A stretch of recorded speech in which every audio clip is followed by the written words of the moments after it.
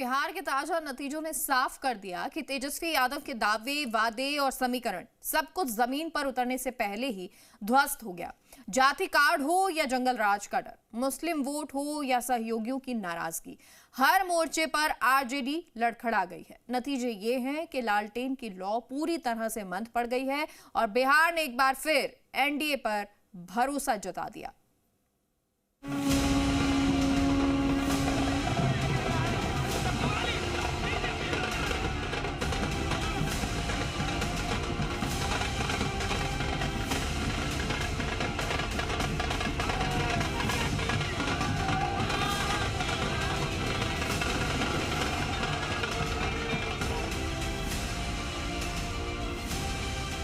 तो 18 तारीख को आप लोग लिख के रख लीजिए, हम लोग ओथ के लिए जाएंगे और नौकरी वाली सरकार आने वाली है। नौकरी वाली सरकार आएगी और कलम राज स्थापित करेंगे हम। महागठबंधन के सीएम उम्मीदवार तेजस्वी यादव का यह दावा धरा का धरा ही रह गया।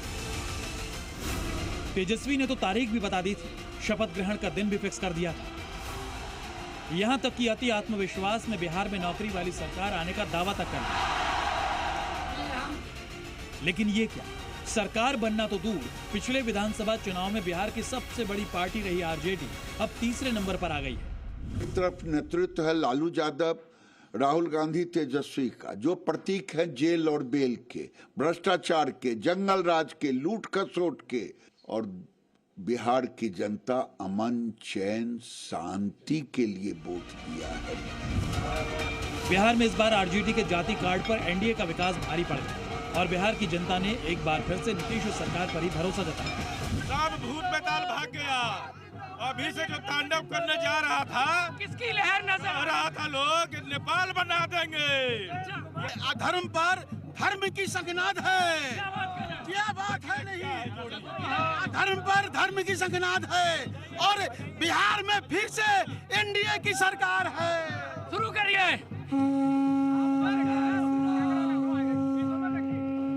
बैंड, आतिशबाजी और शंखनाद बीजेपी दफ्तर के बाहर नजर आ रहा। लेकिन सवाल है कि जो पार्टी और नेता नतीजों से कुछ घंटे पहले तक बदलाव का दावा कर रहे थे, वो इस तरह से धराशायी कैसे हो गए? जीत रहे हैं, बहुत शुभकामनाएं आप लोगों को। बदलाव होने जा रहा है, चलिए सरकार बना रहे हैं, चलिए। हार की वजह नंबर 1, जाति कार्ड। बिहार चुनाव में लालटेन बुझ गया है और इसकी सबसे बड़ी वजह है आरजेडी की ओर से 52 यादव उम्मीदवारों को टिकट देने, जो आत्मघाती साबित हुआ। तेजस्वी के इस फैसले ने न केवल आरजेडी की जातिवादी छवि को मजबूत किया, बल्कि गैर यादव वोट बैंक को दूर कर दिया। आरजेडी ने कुल 143 सीटों पर उम्मीदवार उतारे, जिनमें 52 यादव थे, जो कुल प्रत्याशियों का लगभग 36%, जबकि 2020 में 40 सीट पर यादव कैंडिडेट। बिहार के लोगों ने बता दिया कि बिहार को अब विकास चाहिए, अपने बच्चों को और अपना भविष्य चाहिए। बिहार को अब जंगल राज नहीं चाहिए।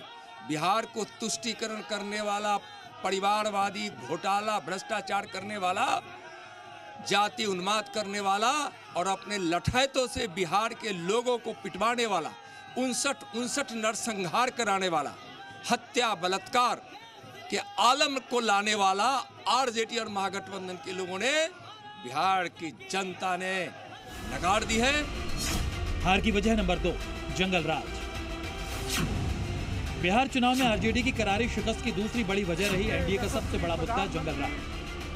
चुनाव से पहले ही एनडीए का नहीं चाहिए कट्टा सरकार वाला नारा हिट हो गया। नहीं चाहिए कट्टा सरकार, नहीं चाहिए कट्टा सरकार। फिर एक बार, फिर एक बार, फिर एक बार, नहीं चाहिए। बिहार में जंगल राज के दौर के डर को बीजेपी ने चुनाव प्रचार में खूब भुनाया, जिसका नतीजा ये रहा कि आरजेडी का सूपड़ा ही साफ हो गया। हार की वजह नंबर 3, मुस्लिम कार्ड। जिस वोट बैंक पर तेजस्वी यादव को भरोसा था, जिस एमवाई समीकरण की बदौलत बिहार में सरकार बनाने का दावा कर रहे थे, उसी वोट बैंक यानी मुस्लिम मतदाता का साथ तेजस्वी को नहीं मिला। सीमांचल, जिसे आरजेडी का गढ़ कहा जाता है, उस इलाके में भी मुस्लिम मतदाता का साथ आरजेडी को नहीं मिला। यही नहीं, दूसरे इलाकों में भी मुस्लिम मतदाता का मुंह आरजेडी से भंग हो गया। हार की वजह नंबर 4, सहयोगी पार्टियों को भाव न देना।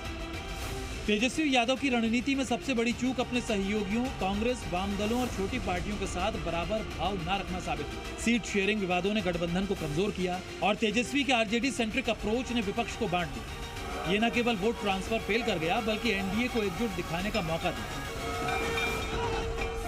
कांग्रेस ने गारंटी मैनिफेस्टो पर जोर दिया, लेकिन तेजस्वी ने नौकरी देंगे को प्राथमिकता दी, जो सहयोगियों को चुभा।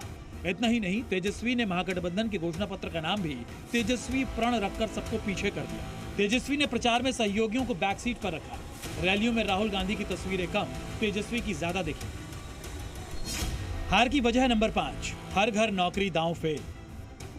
सरकार बनते ही 20 दिनों के अंदर अधिनियम बनाएंगे और 20 महीनों के अंदर जिस परिवार में भी सरकारी नौकरी नहीं है, तेजस्वी उस हर परिवार को एक सरकारी नौकरी दिलाने का काम करेगा।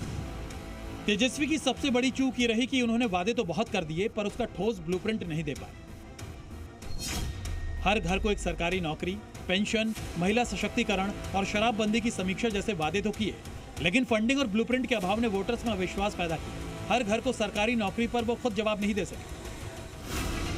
तेजस्वी ने लालू की विरासत को अपनाया, लेकिन पोस्टर्स में उनकी तस्वीर को छोटा कर नई पीढ़ी को क्या दिखाने की कोशिश की, ये समझ नहीं आया और तेजस्वी का हर दांव उल्टा पड़ गया। लालटेन पूरी तरह बुझ गया। कट्टा, क्रूरता, कटुता, कुशासन और करप्शन आरजेडी की पहचान है कि नहीं है? उनके साथियों की पहचान बन गई है कि नहीं बन गई है? पटना से प्रमोद शर्मा के साथ ब्यूरो रिपोर्ट, जी मीडिया।